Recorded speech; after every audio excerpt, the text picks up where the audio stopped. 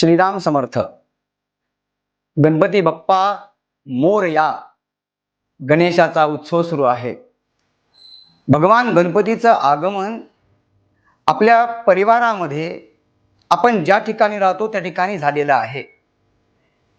विघ्नहर्ता असं गणपतीचं एक नाव आहे बघा.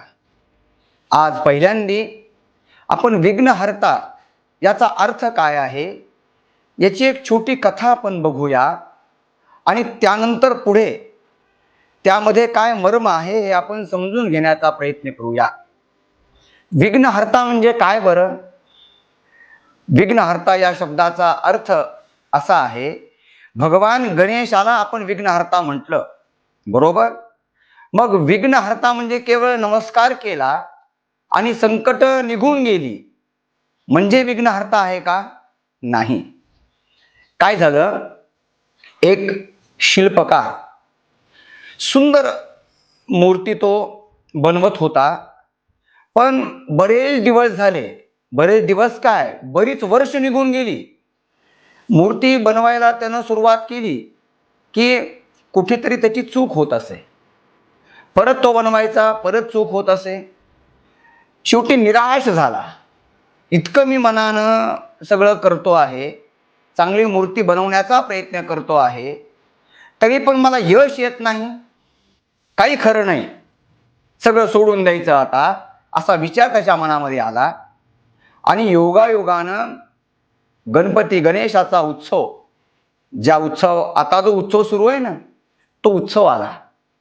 आल्यानंतर चला आता देवाचं दर्शन आपण करू म्हणून गणपतीचं दर्शन त्यानं केलं, नमस्कार केला आणि नमस्कार केल्याबरोबर अंतःकरणामधनं एक विचाराची जागृती निर्माण झाली.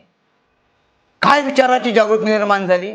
त्याच्या मनात विचार असा आला की अरे, विघ्नच जर आले नाहीत तर माझ्यामध्ये असलेला कलाकार हा कसा लोकांना समजेल? म्हणून नाही, किती विघ्न मला येऊ देत, त्या विघ्नावर मी मात करणार आणि मी मूर्ती चांगली बनवून दाखवणार, हा विश्वास त्याच्या मनामध्ये आला आणि त्यानं मूर्ती बनवायला सुरुवात केली. बघा, काही काळानंतर सुरेख मूर्ती त्याच्यासमोर बनलेली त्याला दिसली. खूप मोठा आनंद त्याला झाला. याचा अर्थ काय माहिती आहे? विघ्न न येणं याला महत्व नाहीये. विघ्न आल्यानंतर सुद्धा समर्थपणे आपण त्या कामामध्ये रत राहणं, याला विघ्नहर्ता म्हटलंय. आणि यासाठी सर्वात महत्वाची गोष्ट, हा विघ्नहर्ता समोर तर आहेच.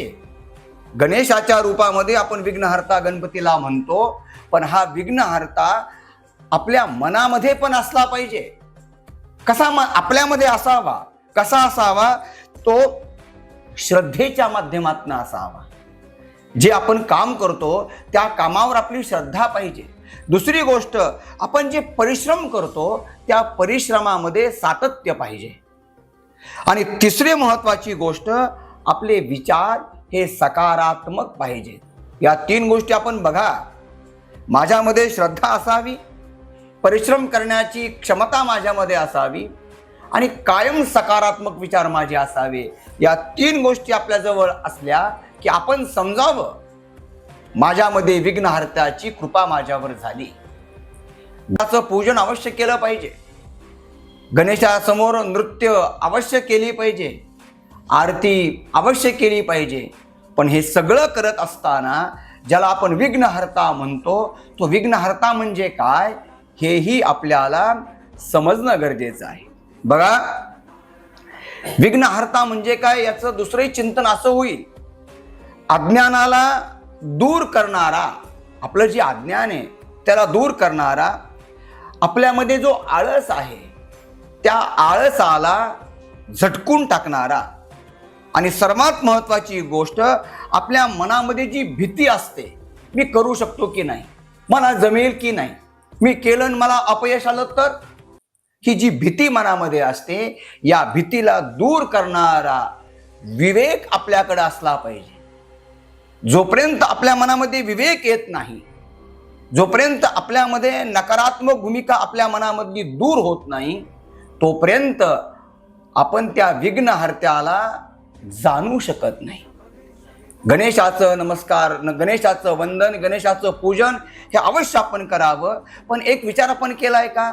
भगवान गणपती बाप्पा आज्ञा पालन करण्यामध्ये नंबर 1 आहेत बरं का, नंबर 1. आणि या आज्ञा पालनाच्या माध्यमातून गणेशानं आपल्या समोर एक आदर्श ठेवलाय. काय आदर्श ठेवलाय? गणेश पुराणामध्ये सुंदर कथा आहे. काय झालं, एकदा शर्यत लागली. गणेश आणि कार्तिकेय कोण आधी या पृथ्वीला परिक्रमा करेल. मी जास्त कथेमध्ये जाणार नाही, आपल्या सर्वांना कथा माहित आहे.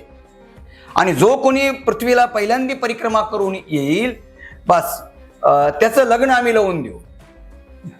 आणि कार्तिकेय निघाले. गणेश पण विचार करतायत की आपण पण निघावं, पण आता आपण काय करावं. पहिल्यांदा गणेशानं काय केलं, समोर असलेल्या तीर्थामध्ये स्वतः स्नान केलं, पूजेची तयारी केली, 2 छान आसन मांडली.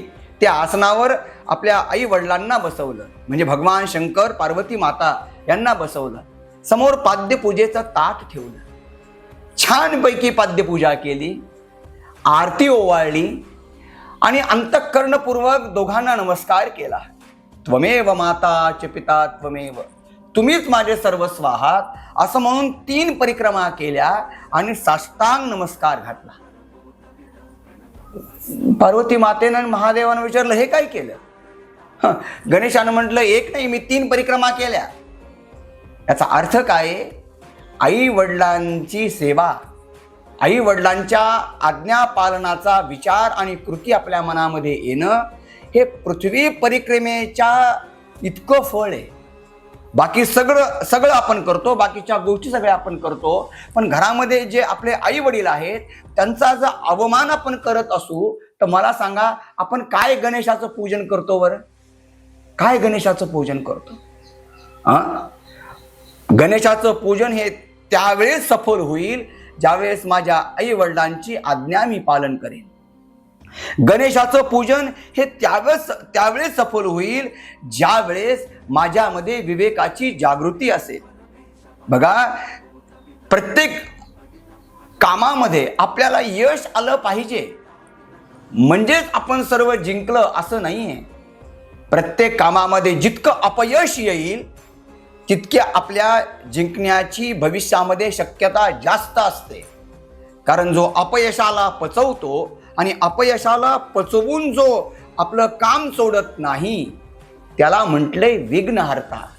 आणि हा विघ्नहर्ता आपल्या मनामध्ये यावा, या विघ्नहर्ताची कृपा माझ्यावर सदैव असावी, इतका विचार आपण या गणेश उत्सवाच्या मध्ये आपण जर करू लागलो तर मला असं वाटतं या गणेश पूजनासोबत तो विघ्नहर्ता आपल्याला खरा समजेल आणि आपल्या जीवनाचं कल्याण होईल.